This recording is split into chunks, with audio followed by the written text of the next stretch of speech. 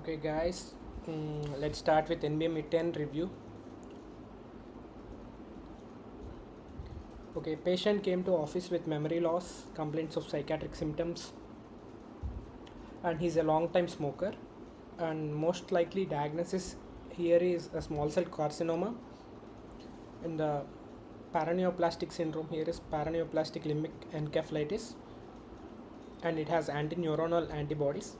If in case the patient has focal seizures, it must be mets from lung to brain. Give antibiotic prophylaxis for asplenic patients prior to nasal and respiratory procedures, not dental procedures. In Whipples, you treat the patient with 2 weeks of ceftriaxone and trimethoprim sulfamethoxazole or doxycycline for 1 year as a part of maintenance treatment. In multiple myeloma, there is impaired production of immunoglobulins, and this leads to vulnerability of to the encapsulated organisms such as strep pneumonia. In diarrhea, there is loss of bicarb and potassium in stools. This leads to hyperchloremic metabolic acidosis. Let's start with the blue section. Mycobacterium avium presents with purplish hue lymph node. UTI prevention in female. This is very important one. I have seen this repeatedly asking in many NBMEs. Void before and after coitus. For frequent UTIs, use prophylactic post-coital or daily antibiotic prophylaxis. For symptomatic scoliosis, do an X-ray.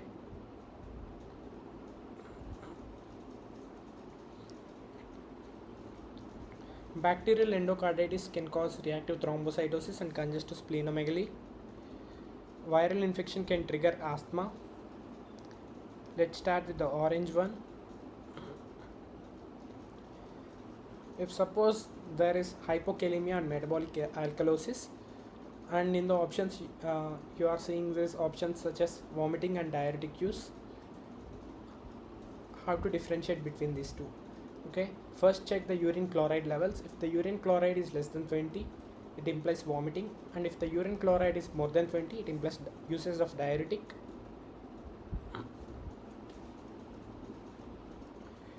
If suppose in a case study or in a research study you has like very little quantity of members, such as 10 members small study group, and you have a large standard deviation, there is high chance of getting type 2 error here because the power is decreased.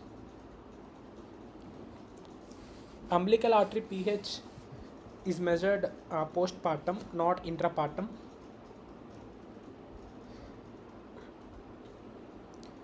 Leishmaniasis, and this is also a repeatedly asked topic in many NBMEs.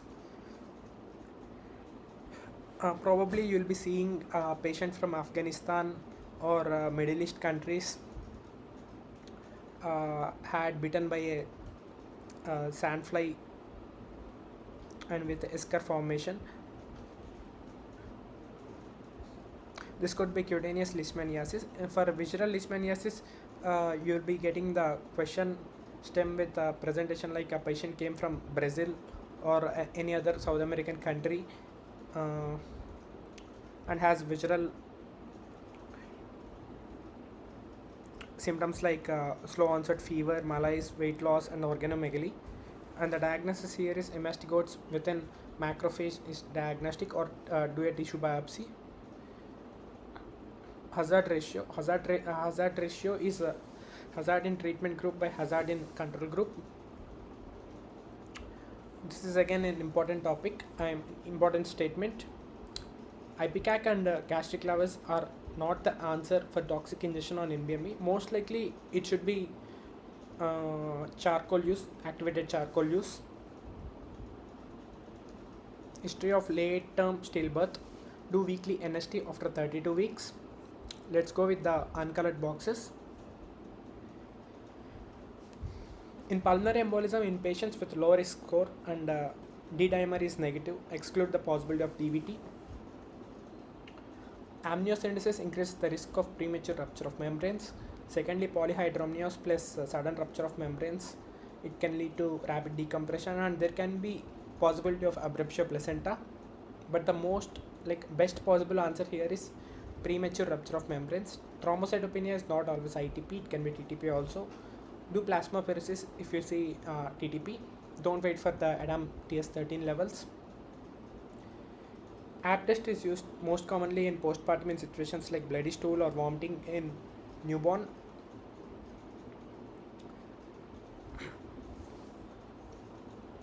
We do not know if the newborn swallowed the maternal blood, or does the newborn have true neonatal GI bleeding. So to differentiate this from the maternal blood, we do this app test. And the second situation we do is blood from the infant after breastfeeding. We do not know if the blood is from the cracked nipple or baby GI tract. Inflammatory mass and fecalith in cecum, most likely it could be appendicitis. Prolactinoma, this is again a repeatedly asked topic. That first line treatment is bromocriptine or cabergoline. If it fails, go for resection. Occupational asthma, decreased PEFR and decreased FE1 is to FVC. Peak expiratory flow rate.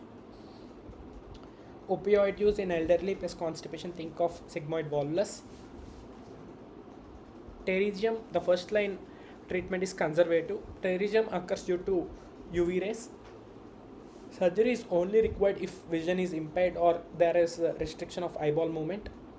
Versus yellowish raised conjunctival lesion is pingacula. Both are present on nasal side. For abdominal aortic aneurysm, don't perform major elective surgery with limited life expectancy, advanced metastatic carcinoma, or no meaningful survival benefit. In gestational sac, if there is no embryo, that is called as blighted ovum. If embryo present and fetal heart rate is absent, it is called missed abortion. This is a bit confusing thing, just go through this. I'll mark it as blue. If there is proximal weakness, hyporeflexia and mild CK elevation, it is probably the diagnosis gonna be SMA, spinal muscular atrophy. Here it is type 3 Kugelberg-Villander autosomal recessive.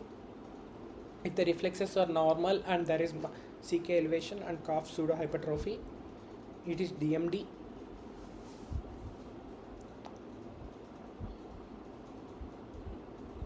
If there is older adult plus destructive bone lesion plus hematuria, think of RCC, renal cell carcinoma, meds to bone. Glomus tumor presents with neck mass affecting 9, 10, 11 cranial nerves, hoarseness, dysphagia, tinnitus. It is a paraganglioma tumor. Post hoc analysis is nothing but data dredging or fishing expedition. Doing like a sub-analysis after the research is completed in order to gain a meaningful benefit or gain the benefit that we require. Delusional parasitosis, it is a matchbox sign.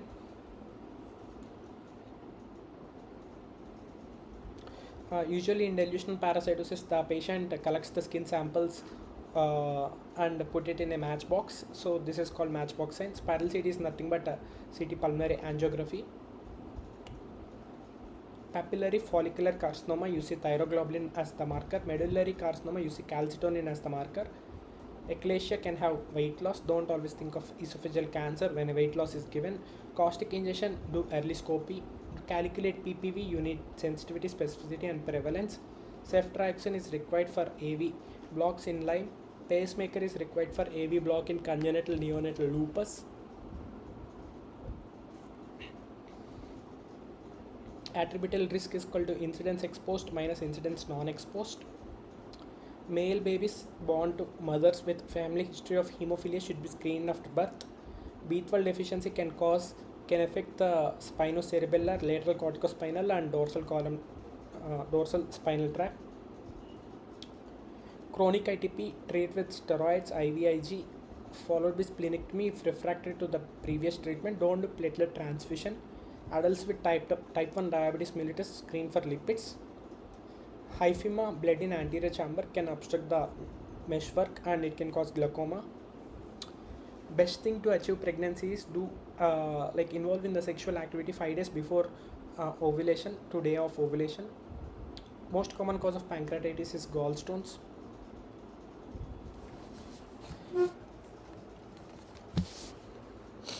ACE enzyme, it can be used to diagnose sarcoidosis, but lung biopsy is gold standard.